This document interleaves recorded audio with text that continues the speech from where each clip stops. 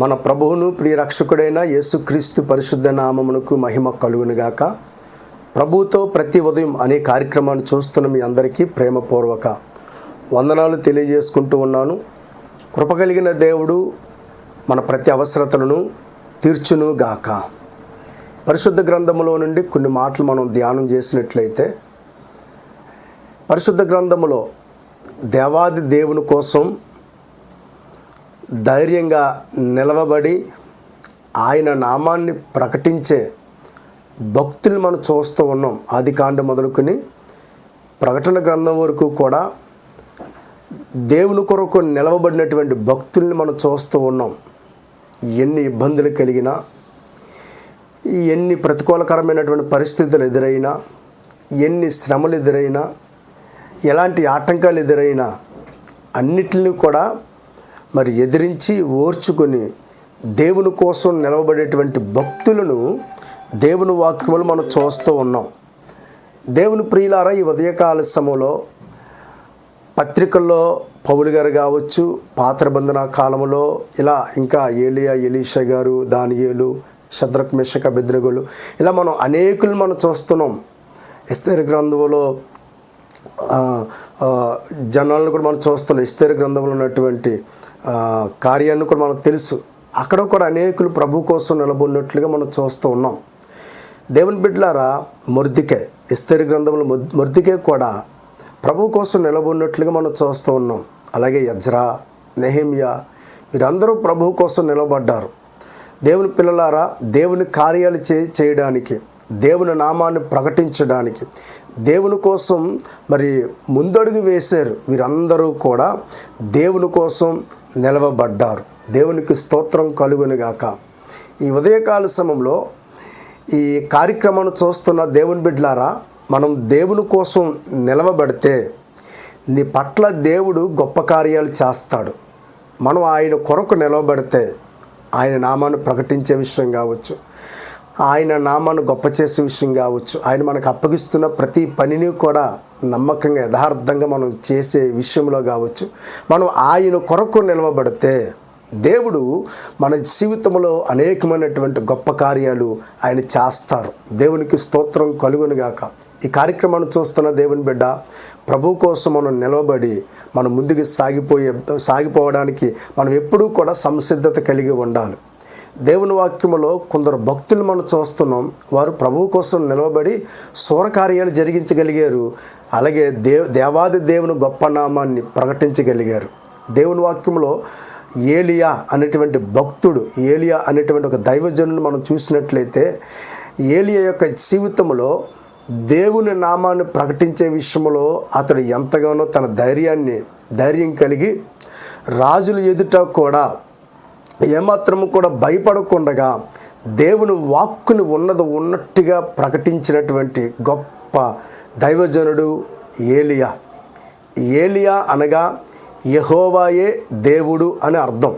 కనుక ఏలియాకు ఉన్నటువంటి పౌరుషం ఏంటంటే, ప్రజలందరూ కూడా రెండు తలంపుల మధ్య నడుస్తూ ఉన్నారు.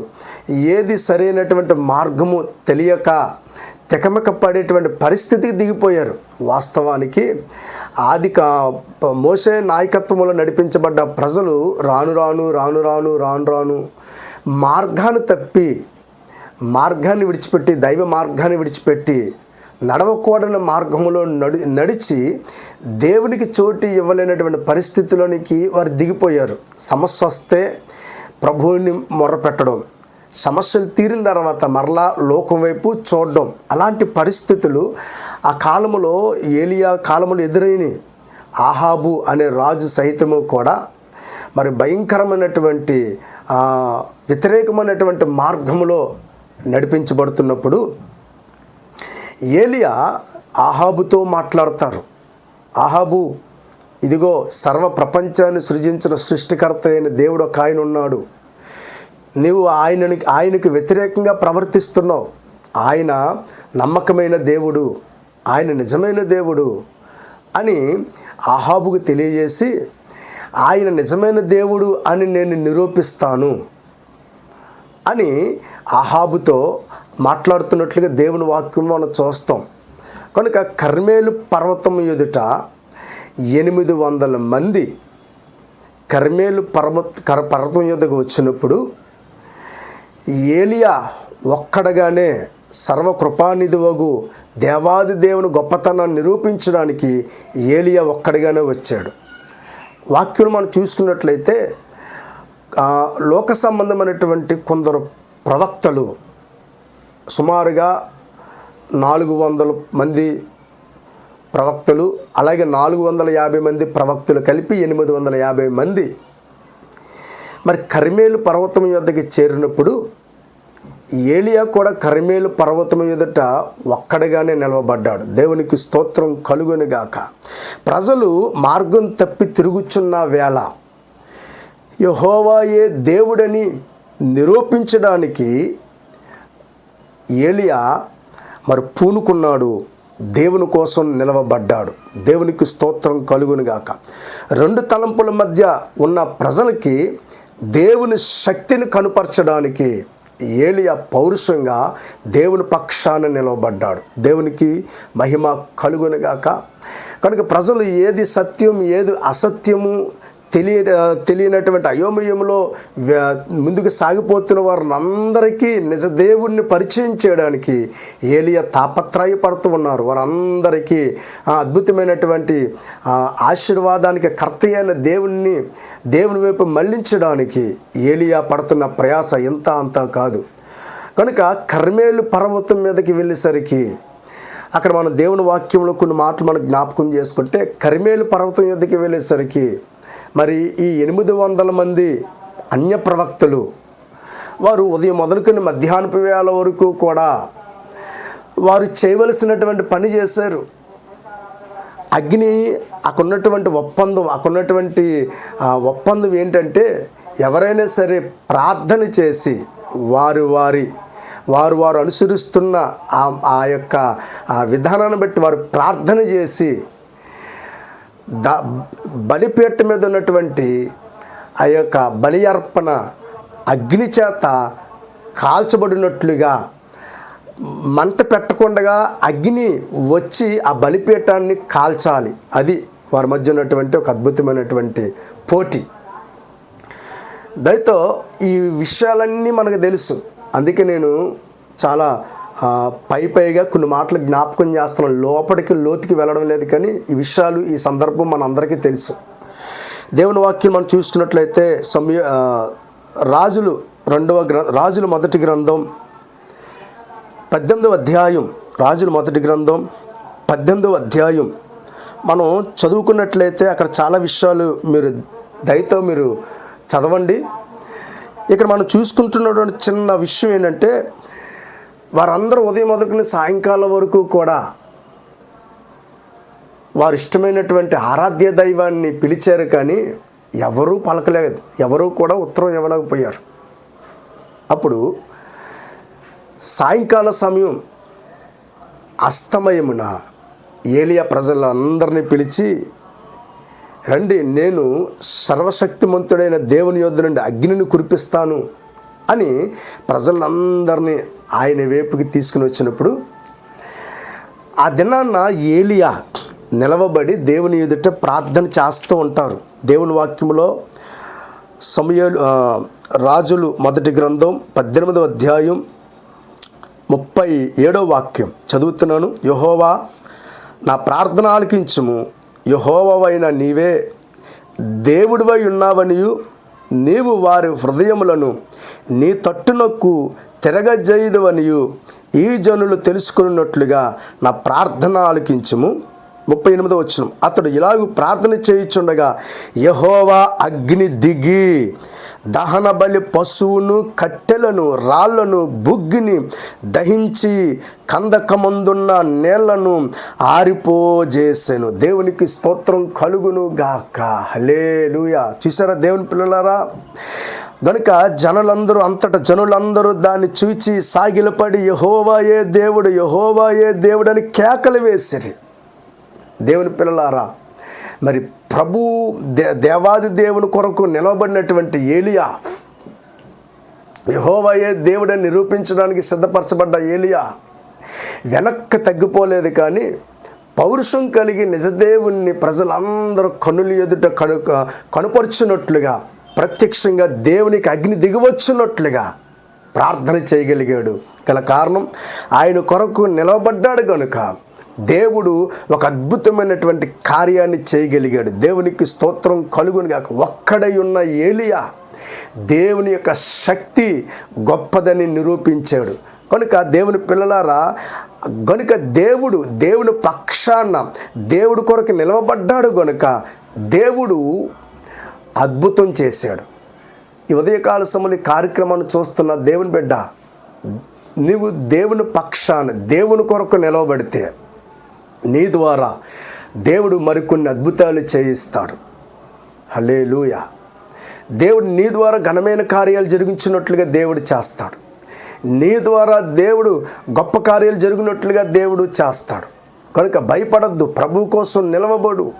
దేవుని కోసం నిలవబడి దేవునికి అప్పగించిన పనిని నమ్మకంగా చేసే విషయంలో ముందుకు సాగిపో.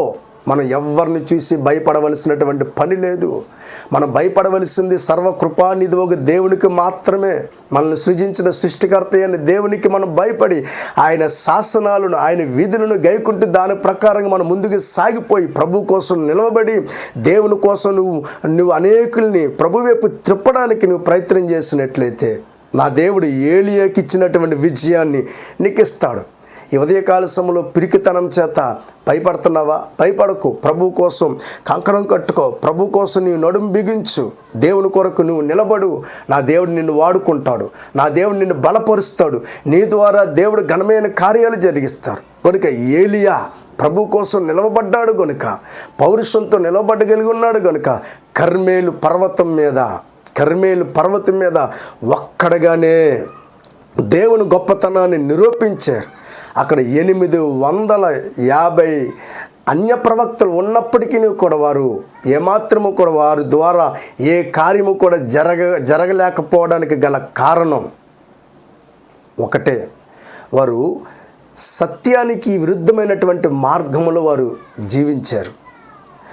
సత్య మార్గమందు నమ్మకంగా సాగిపోయినటువంటి ఏలియా యెహోవాయే దేవుడు, ఆయనే సత్యస్వరూపి అయిన దేవుడని ప్రకటన చేయగలిగాడు కనుక దేవుడు ఏలియాకి గొప్ప విజయాన్ని చేకూర్చాడు. అద్భుతాలు చేయగలిగాడు. దేవునికి స్తోత్రం కలుగునుగాక. కనుక దేవుని ప్రియులారా, మన ఆధ్యాత్మికమైనటువంటి జీవితంలో ప్రభు గొప్పవాడని, ఆయన సూరకార్యాలు చేసేవాడని నువ్వు మర్చిపోవద్దు.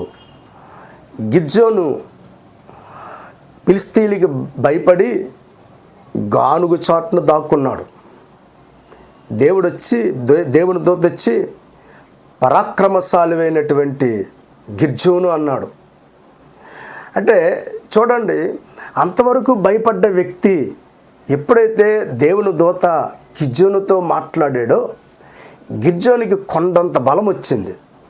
ఈ ఉదయకాల సమయంలో ఈ వాక్యం ద్వారా ప్రభువు నీతో మాట్లాడుతూ ఉన్నాడు. ధైర్యం తెచ్చుకో. నీవు దేవుని కొరకు నిలవబడు. ఏలియా దేవుని కొరకు నిలవబడ్డాడు. గొప్ప కార్యాలు జరిగినాయి. గిద్యోను దేవుని కోసం నిలవబడ్డాడు. గొప్ప కార్యాలు జరిగినాయి. దేవుని ప్రియులారా, ఆదికాండం మొదలుకొని ప్రకటన గ్రంథం వరకు అపోస్తలుడైన పౌలు ప్రభు కోసం నిలవబడ్డాడు. ఎన్ని శ్రమలు వచ్చినా, ఎన్ని ఇబ్బందులు వచ్చినా, ఎన్ని ఆకలి దప్పులు వచ్చినా, వస్త్రహీనుడైనప్పటికీ కూడా ప్రభు కోసం నిలవబడ్డాడు గనక పౌలు ద్వారా దేవుడు ఘనమైన కార్యాలు జరిగించి అనేకుల్ని రక్షించడానికి పౌలు నిలవబడ్డాడు కనుక పౌలు ద్వారా దేవుడు సూచక్రియలు చేయగలిగాడు. కనుక ఈ ఉదయకాల సమయంలో ప్రభు కోసం నిలవబడు. నువ్వు చేస్తున్న ప్రార్థన నీ కుటుంబానికి ఆశీర్వాదకరంగా మారుస్తాడు. నీ ప్రజలకి దీవెనకరంగా మారుస్తాడు.